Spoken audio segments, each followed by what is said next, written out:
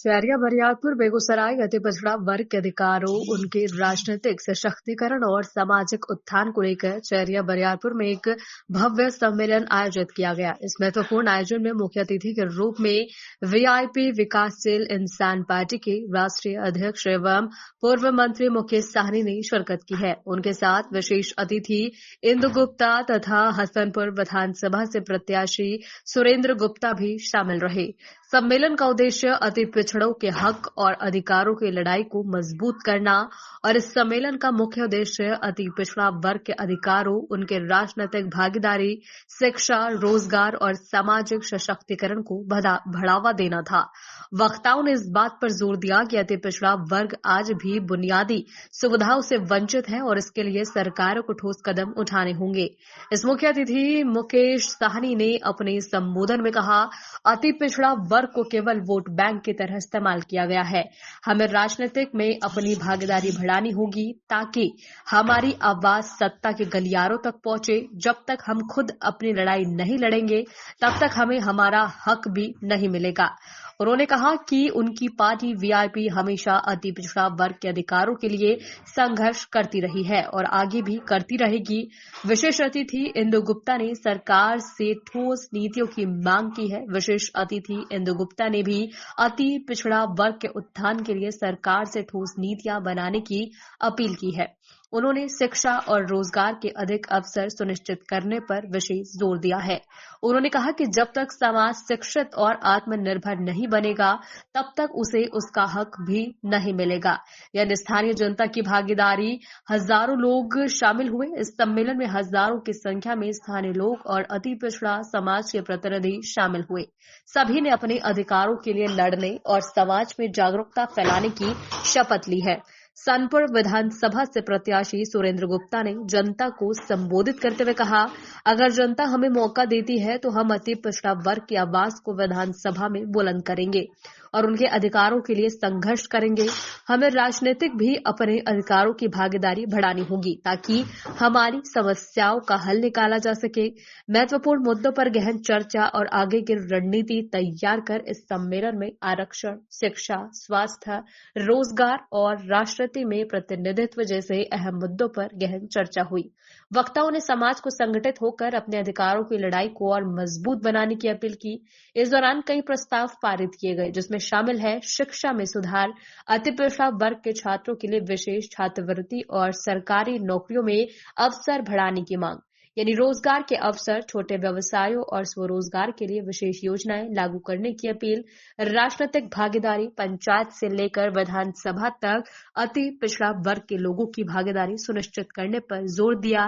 सरकारी योजनाओं का लाभ, सरकार द्वारा चलाई जा रही योजनाओं की सही जानकारी और उन तक पहुंच सुनिश्चित करना, अति पिछड़ा वर्ग के उत्थान के लिए एक मजबूत पहल। चैरिया बरियारपुर में आयोजित ये सम्मेलन अति पिछड़ा वर्ग के हक और अधिकारों के लिए एक मजबूत पहल साबित हुआ।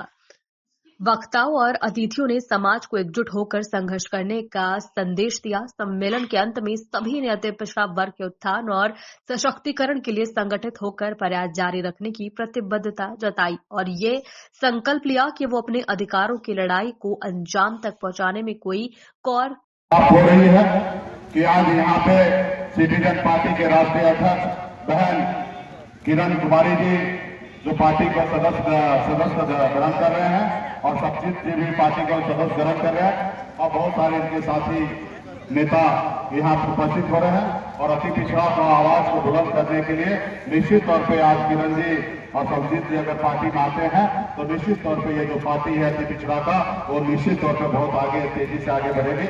इसके लिए मैं शुभकामना और धन्यवाद देता हूँ।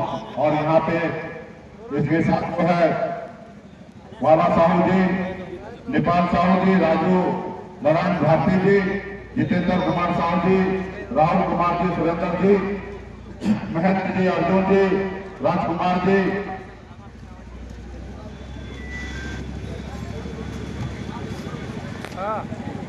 सिकंदर साहू जी, राजीव कुमार जी, मंजू देवी जी, सतंदर जी, राजू मंच पे विराजमान सभी अतिथिगणों को मेरा प्रणाम और सामने माता बहनों एवं भाई बंधु को भी मेरा सादर प्रणाम। मैं ये कहना चाहती हूँ कि अति पिछड़ा समाज से कोई भी भाई या बेटा आगे निकल के अपना सरकार बनाना चाहती है तो आप सबको उनका सपोर्ट करना चाहिए और अपना सरकार बनाना चाहिए।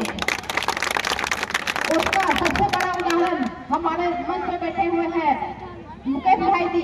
ये अति पिछड़ा समाज से आते हैं और ये पहले अपना विकास किए तब ये अपना सरकार बनाए और आज ये संदेश देते हैं कि ये अति पिछड़ा को अपने अति पिछड़ा समाज को विकास करना चाहते हैं और आपको आगे बढ़ाना चाहते हैं।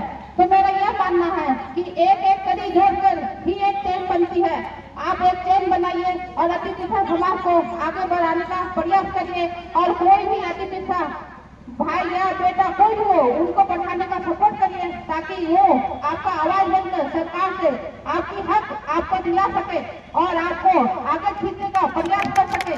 अगर आप ऐसा करते हैं तो हमारा समाज विकास करेगा, हमारा अति पिछड़ा जो है ये आगे बढ़ेगा और अति पिछड़ा का जो गलत हमारे साथ है वो मिटाने का प्रयास होगा। धन्यवाद।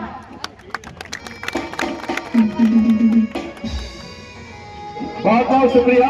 लेकिन वक्त गंवाए हुए मैं अगले वक्ता के रूप में सारे बड़े भाई गार्जियन और खास करके अतिथि हमारे मुकेश भाई जी हमारे बीच हैं। अति पिछड़ा का नेता हमारी वाइफ अभी 2 शब्द बोल रही थी, मैं कुछ अंश उसमें जोड़ना चाहूंगा।